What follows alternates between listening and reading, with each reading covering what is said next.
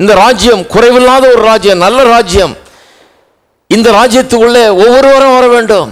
இந்த ராஜ்யத்தின் சுவிசேஷத்தை தான் இயேசு பிரசங்கிக்க வந்தார். இதைத்தான் நாமும் பிரசங்கித்துட்டு இருக்கோம். இந்த ராஜ்யத்தின் நற்செய்தியை பிரசங்கித்து கொண்டிருக்கிறோம். நற்செய்தியே எதை பற்றியது? இந்த ராஜ்யம் வந்திருக்குது, ஒரு புது ஆளுகை வந்திருக்குது, ஆட்சி வந்திருக்குது, ஒரு ராஜா வந்திருக்கிறார். அவர் நம்முடைய வாழ்க்கையை ஆள முடியும், அதை மாற்ற முடியும். நம்முடைய வாழ்க்கை, நம்முடைய நலன்களை அவர் கவனிக்கிறாருங்கிறத சொல்லுவதா சுவிசேஷமே. நானே உந்தன் நோய்களெல்லாம்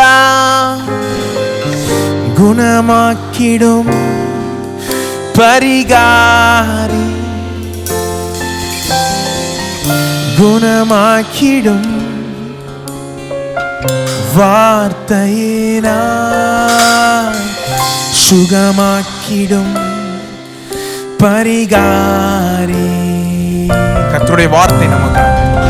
நானே உந்தன் நோய்களெல்லாம் குணமாக்கிடும் பரிகாரி, குணமாக்கிடும்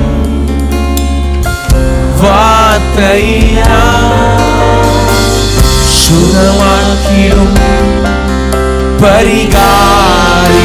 நீரே எந்தன் பாடுவோம். நீரே எந்த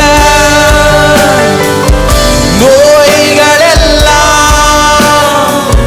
குணமாக்கிடும் பரிகாரி,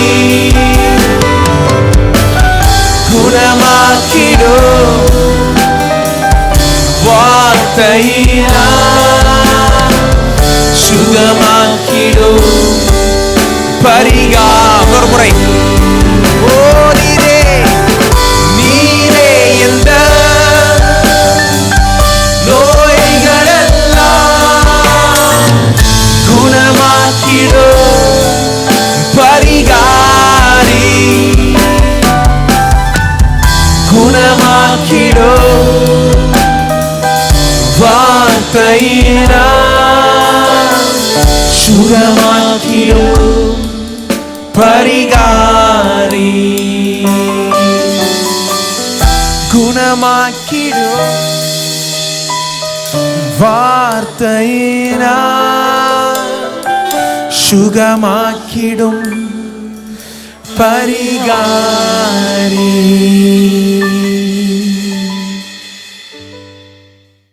சென்னையில் சாம்பி செல்லத்துறை நடத்தும் போதகர்கள் கருத்தரங்கு 2017 பிப்ரவரி 15, 16, 17 ஆகிய நாட்களில் நடைபெற உள்ளது. இடம் அப்போஸ்தல ஐக்கிய சபை, சென்னை. நேரம் காலை 9 மணி முதல் மாலை 5 மணி வரை. இக்கருத்தரங்கில் செய்திகள் தமிழில் மட்டுமே வழங்கப்படும். இக்கருத்தரங்கில் கலந்து கொள்ள பதிவு கட்டணம் ரூபாய் 700 செலுத்தி முன்பதிவு செய்தல் அவசியம். மேலும் விவரங்களுக்கு உடனே தொடர்பு கொள்ளவும்.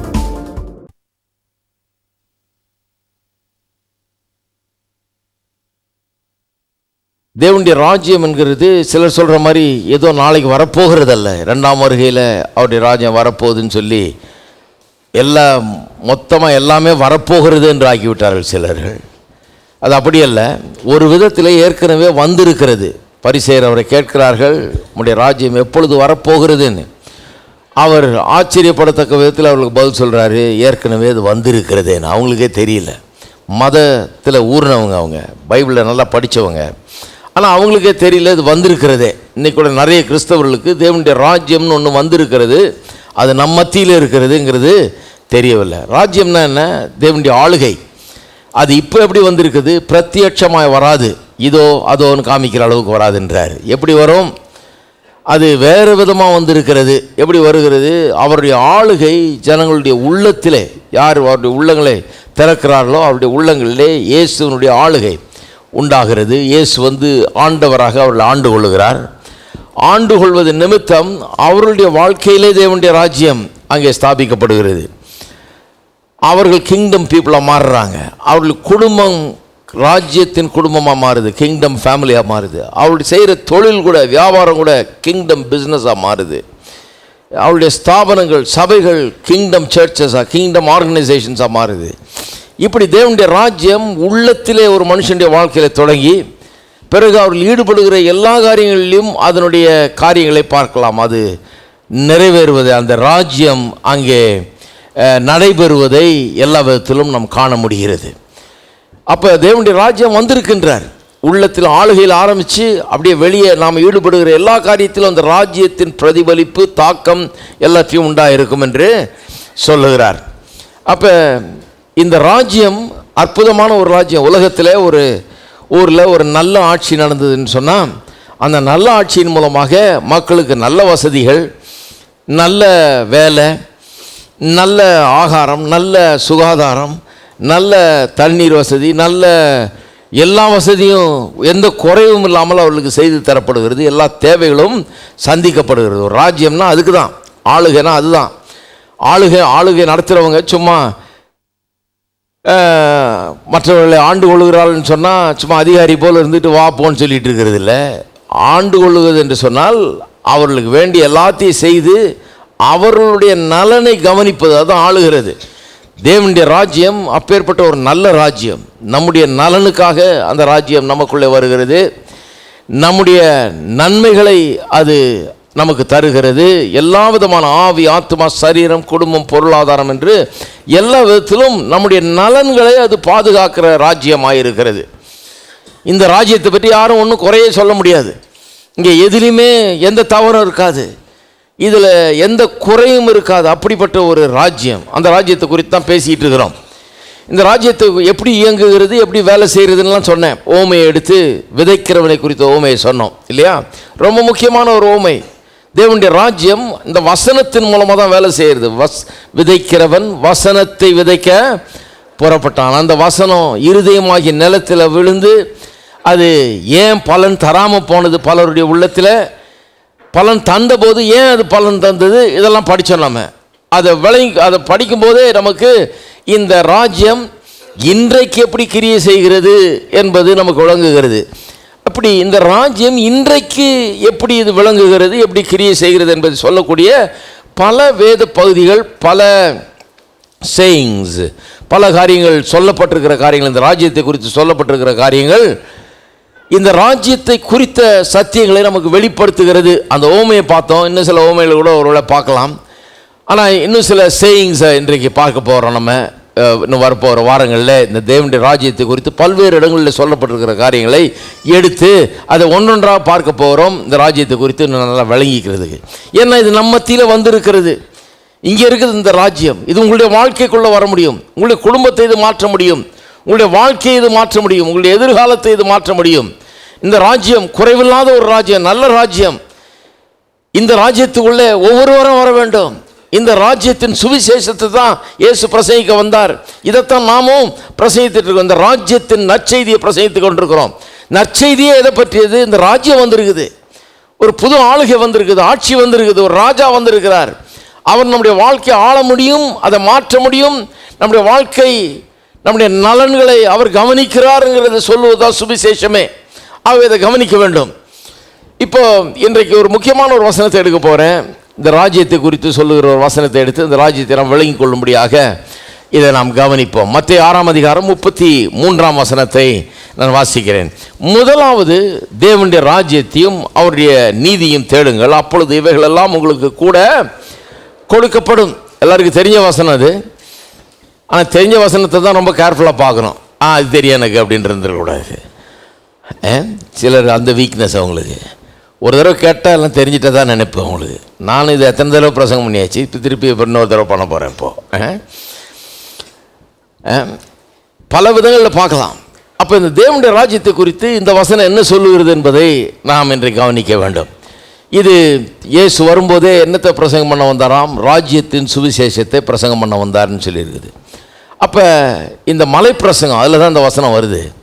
இதில் பல காரியங்களை சொல்லிக்கிட்டு வந்து அதனுடைய சம்மரி மாதிரி ஒரு சொல்கிறார். போதகர்கள்லாம் எப்போவுமே பார்த்திங்கன்னா, அது நானாக இருந்தாலும் சரி, எந்த போதகராக இருந்தாலும் சரி, நிறைய விவரங்களை சொல்லிகிட்டே வருவாங்க. அப்புறம் நடுவில் ஒரு சம்மரி மாதிரி கொடுப்பாங்க. ஒட்டு மொத்தமாக எல்லாத்தையும் சேர்த்து ஒரு 2 சென்டென்ஸில் சொல்லுவாங்க. பவுலும் அப்படி சொல்கிறாரு, இயேசுவும் அப்படி சொல்லுவார், எல்லாரும் அப்படி சொல்கிறாங்க. அது ஒரு டீச்சிங் மெத்தடு. இப்போ இயேசு அப்படி தான் சொல்கிறார். பல காரியம் சொல்லிகிட்டே வந்துட்டு ராஜ்யத்தின் சுவிசேஷத்தை பற்றி சொல்கிறாரு. சொல்லிகிட்டே வந்துட்டு கடைசியில் இந்த ஒரு வசனத்தில் எல்லாத்தையும் அடக்கிறாரு. முதலாவது தேவனுடைய ராஜ்யத்தையும் அவருடைய நீதியும் தேடுங்கள், அப்பொழுது இவைகள் எல்லாம் உங்களுக்கு கூட கொடுக்கப்படும் அப்படின்னு சொல்கிறார். அப்போ இந்த ஒரு வசனம் இந்த கிறிஸ்தவ செய்தியானது, இந்த ராஜ்யத்தின் சுவிசேஷம் என்கிறது என்ன, அது எப்படி மனுஷனுடைய வாழ்க்கையில் வேலை செய்கிறது, இது எவ்வளோ முக்கியம், இது எப்படிப்பட்டது என்பதை குறித்த ஒரு பெரிய வெளிப்பாட்டை நமக்கு இந்த ஒரு வசனம் தருகிறது. இந்த வசனத்தை குறித்து முதலாவது 3 பொதுப்படையான காரியங்களை சொல்ல போகிறேன். அதன் பிறகு அந்த 3 காரியங்களை எடுத்து குறிப்பாக விளக்கி சொல்ல போகிறேன். இன்னும் கொஞ்சம் ஆழமாக விளக்கி சொல்ல 3 காரியங்களை இந்த வசனம் நமக்கு தெரிவிக்கிறது. நான் இது தெரிவிக்கிற 3 காரியங்கள் என்னென்னா, ஒன்று, இந்த ராஜ்யத்தின் சுவிசேஷம், இந்த செய்தி, இயேசு கிறிஸ்து பிரசங்கித்த இந்த ராஜ்யத்தின் சுவிசேஷம் மற்ற எல்லா செய்திகள் அல்லது போதனைகள், எல்லா வாழ்க்கை தத்துவங்கள், உலகத்தில் பிரசங்கிக்கப்படுகிற வாழ்க்கை முறைகள், தத்துவங்கள், போதனைகள் எல்லாவற்றை காட்டிலும் முற்றிலும் வித்தியாசமானதாய் இருக்கிறது என்பதை இந்த வசனம் நமக்கு காண்பிக்கிறது.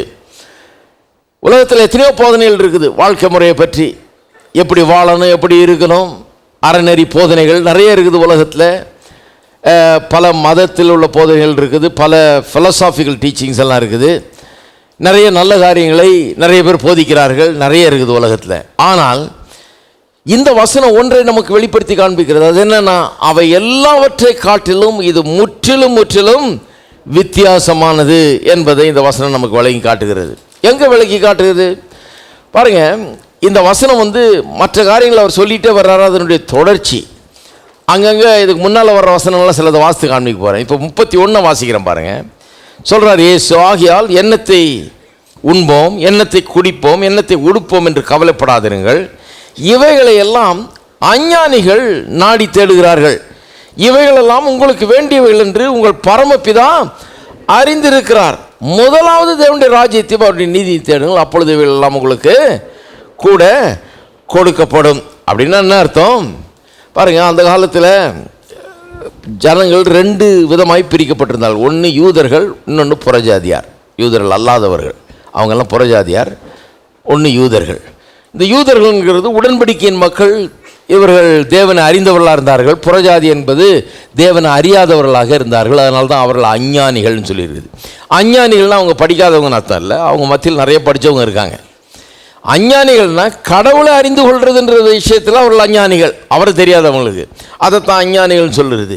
இன்றைக்கும் உலகம் 2 பிரிவாக தான் பிரிஞ்சிருக்கு. அன்னைக்கு யூதர்கள் புறஜாதின்னு இருந்தது. இன்னைக்கு தேவனுடைய பிள்ளைகள் கிறிஸ்தவர்கள் என்று அழைக்கப்படுறோம் இல்லையா, அப்படிப்பட்டவர்கள் இருக்கிறார்கள்.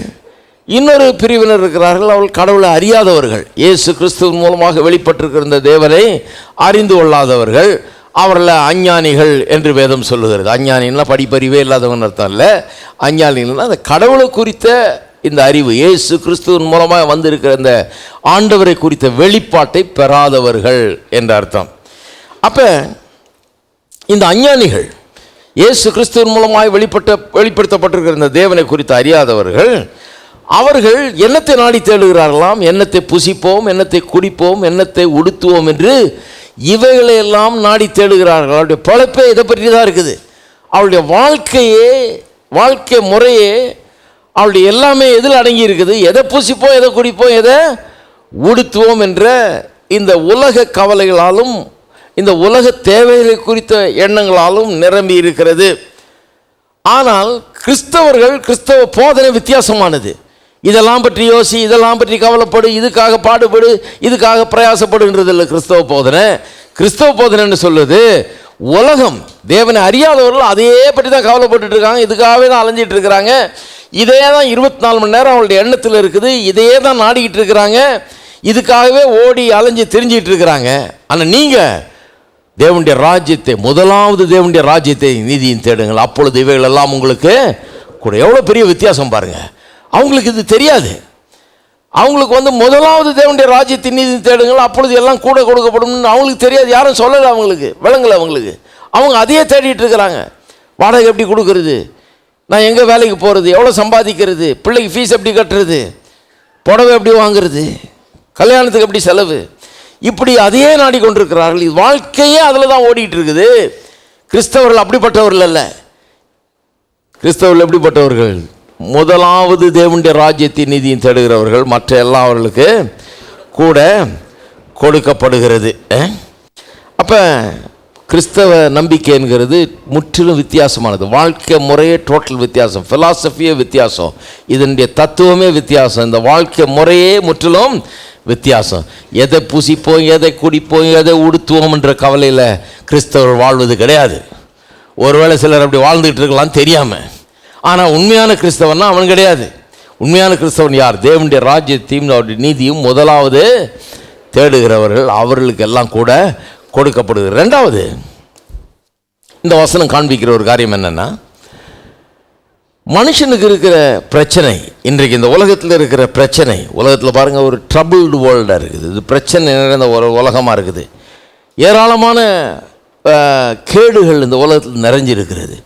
இதுக்கெல்லாம் காரணம் என்ன? அந்த சந்தோஷம் இல்லாமல் பிரச்சனையாக இருக்கிற இந்த உலகம், இந்த வாழ்க்கை, இதற்கு காரணம் என்ன? இதற்கு காரணம் மேற்பூச்சான சில காரியங்கள் அல்ல. இதுக்கு காரணம் ரொம்ப ஆழமான ஒரு காரியம், ரொம்ப டீப்பாக ரொம்ப ஆழமாக இருக்கிற ஒரு பிரச்சனை இருக்குது அப்படிங்கிறத இது வெளிப்படுத்துகிறது.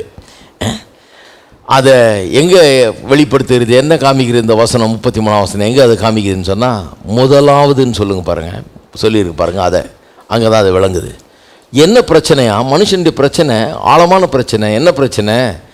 வாழ்க்கையில் எதுக்கு முதலிடம் என்பதை தெரியாதனால தான், என்பதை புரிந்து கொள்ளாதனால தான் மனுஷனுக்கு இன்றைக்கு வாழ்க்கை சந்தோஷம் இல்லாமல் இருக்கிறது. வாழ்க்கையில் எதுக்கு முதலிடம் தரணும், எது முதலாவது வரணும் என்று அவர்களுக்கு புரியவில்லை. நிறைய பேர் நினைக்கிறாங்க, கிறிஸ்தவர்கள் என்ன போதிக்கிறாங்கன்னு சொன்னால் அவங்க என்ன நினைக்கிறாங்க, கிறிஸ்தவர்கள் சில கட்டுப்பாடுகளை வச்சுருக்காங்க, இதை செய்யாத அதை செய்யாத, அப்படி செய் இப்படி செய்யு சில அறநெறி போதனைகளை போதிக்கிறாங்க, அதுதான் கிறிஸ்தவம் அப்படின்னு நினைக்கிறாங்க. கொஞ்சம் வித்தியாசம், எங்களுக்கும் அவங்களுக்கும் கொஞ்சம் வித்தியாசம் அப்படிங்கிற மாதிரி சொல்கிறாங்க. அப்படி இல்லை, கிறிஸ்தவர்கள் என்பவர்கள் ஏதோ இப்படி செய்கிறதில்ல அப்படி செய்வாங்க அப்படிங்கிறதில்ல. கிறிஸ்தவம் என்கிறது ஒரு ஆழ்ந்த ஒரு மாற்றத்தை ஒரு மாற்றத்தை உடைய மார்க்கமாக இருக்கிறது. இது என்னன்னா, மனுஷனுடைய அடிப்படை காரியங்களில் சில மாற்றங்கள் ஏற்படுகிறது. Some profound changes happen in the depth of his being. ஆழத்திலே உள்ளத்திலே ஆழமாக சில மாற்றங்கள் ஏற்படுகிறது. அதை 3 வார்த்தைகளை பயன்படுத்தி இயேசு சொல்கிறாருங்க. 3 வார்த்தைகள் முக்கியமாக பயன்படுத்துகிறார். அது என்னென்னா, முதலாவது வார்த்தை இந்த முதல்ன்றது வார்த்தை, முதலாவதுங்கிற வார்த்தை 33ஆம் வசனத்தில் வருது. முதலாவது தேவனுடைய ராஜ்யத்தின் நீதி தேடுங்கள். அப்படின்னா வாழ்க்கையில் எதை முக்கியமாக வைக்கணுங்கிறது தான் மனுஷனுக்கு தெரியாமல் இருக்குது. இது ஒரு ஆழமான பிரச்சனை, லேசான பிரச்சனை இல்லை, ஒரு ஆழமான பிரச்சனை. எல்லாம் படிச்சிருக்கிறோம், அறிவில் பெருகி இருக்கிறோம், டெக்னாலஜியில் வளர்ந்துருக்கிறோம், எல்லாம் இருக்குது, எத்தனையோ விதத்தில் பெரிய அறிவாளிகளாக இருக்கிறோம், முன்னேறி இருக்கிறோம். ஆனால் ஒரு அடிப்படை காரியம் மனுஷனுக்கு புரியவில்லைன்னு வேதம் சொல்லுது. என்னென்னா, வாழ்க்கையில் எது முக்கியம் என்கிறத மனுஷன் தீர்மானிக்க முடியாதவனாக தெரியாதவனாக அவன் இருக்கிறான். வாழ்க்கையில் எதுக்கு முதலிடம் தரணும் அப்படின்றது தெரியாது. நிறைய படிச்சிருக்கான், கணக்கு நல்லா தெரியுது, விஞ்ஞானம் நிறைய தெரியுது, சரித்திரம் நல்லா தெரியுது, எல்லா சப்ஜெக்டும் நல்லா புரியுது, ரொம்ப அறிவெல்லாம் இருக்குது. ஆனால் வாழ்க்கையில் ப்ரையாரிட்டி, அந்த ப்ரையாரிட்டியில் எது முதலாவது வரணும் அப்படிங்கிறது மனுஷனுக்கு விளங்காமல் இருக்குது. அதனால தான் பிரச்சனை அப்படிங்கிறது வேதவசனம் சொல்லுகிறது. அது ஒன்று விளங்கிடுச்சுன்னா பிரச்சனைக்கு தீர்வு ஆரம்பமாயிடும் அப்படிங்கிற விதத்தில் தான் வேதம் சொல்லுது.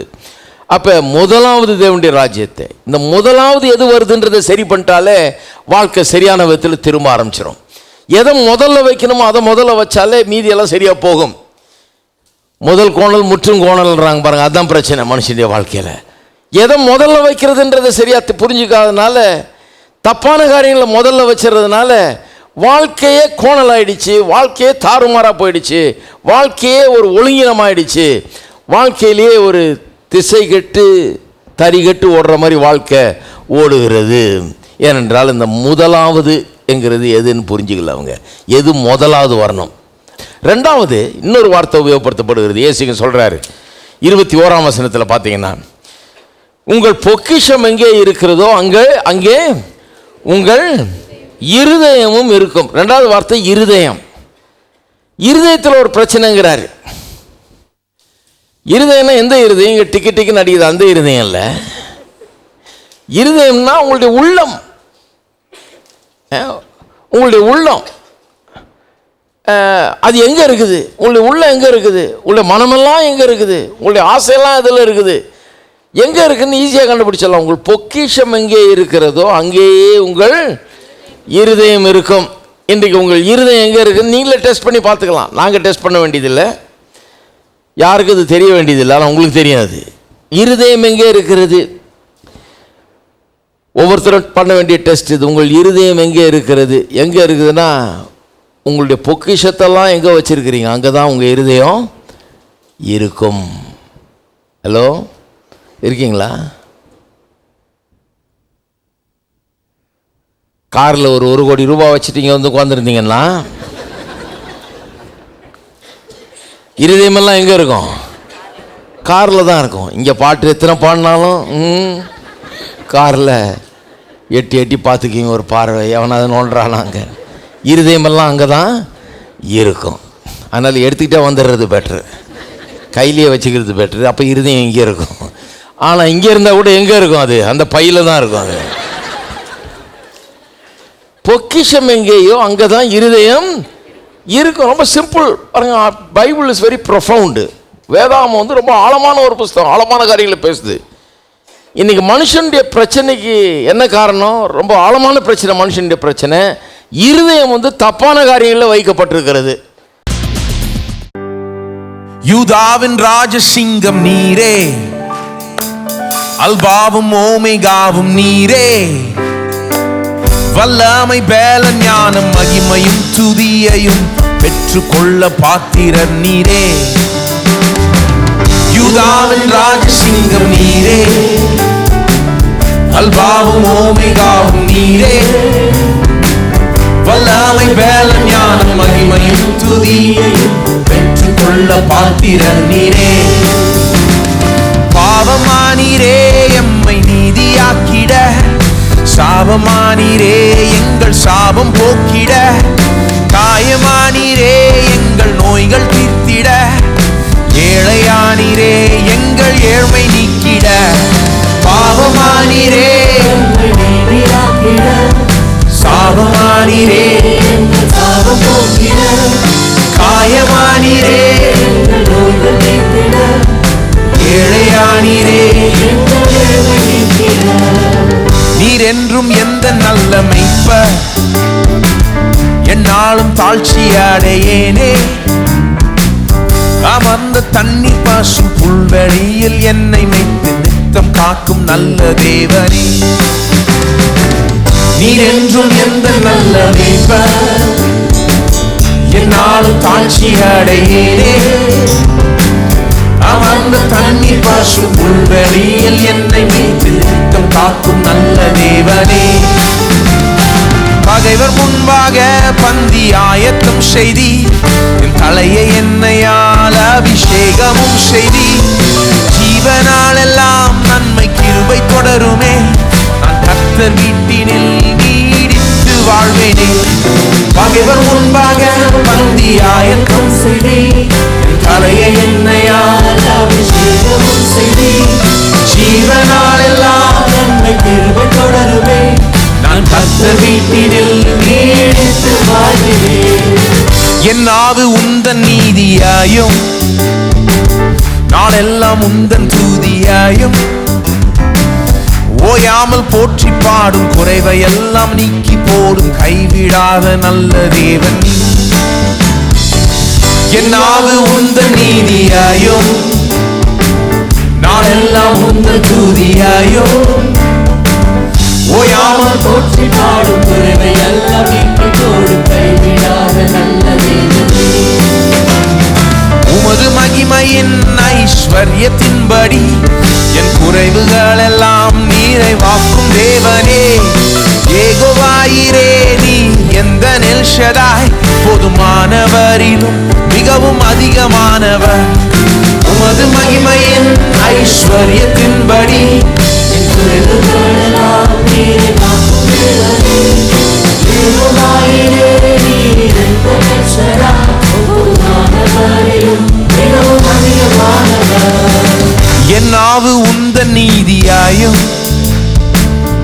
நாளெல்லாம் உந்தன் துதியாயும் ஓயாமல் போற்றி பாடும் குறைவை எல்லாம் நீக்கி போடும் கைவிடாத நல்ல தேவன்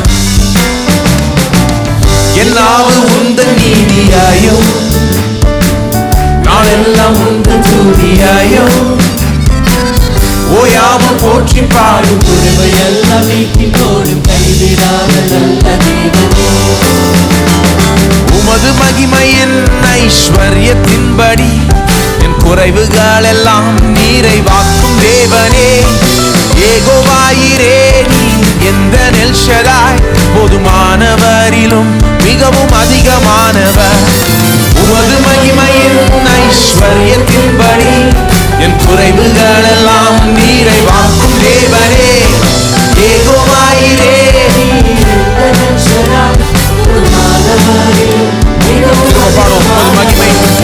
உமது மகிமையின் ஐஸ்வர்யத்தின்படி என் குறைவுகள் எல்லாம் நிறைவாக்கும் தேவனே யெகோவாயிரே நீ எந்த எல் ஷடாய் போதுமானவரிலும் மிகவும் அதிகமானவர் உமது மகிமையின் ஐஸ்வர்யத்தின்படி என் குறைவுகள் எல்லாம் நிறைவாக்கும் தேவனே யெகோவாயிரே நீ எந்த எல் ஷடாய் போதுமானவரிலும் மிகவும் அதிகமானவர் யூதாவின் ராஜசிங்கம் நீரே அல்பாவும் ஓமேகாவும் நீரே வல்லமை பலன் ஞான மகிமையும் துதியையும் பெற்றுக்கொள்ள பாத்திரன் நீரே யூதாவின் ராஜசிங்கம் நீரே அல்பாவும் ஓமேகாவும்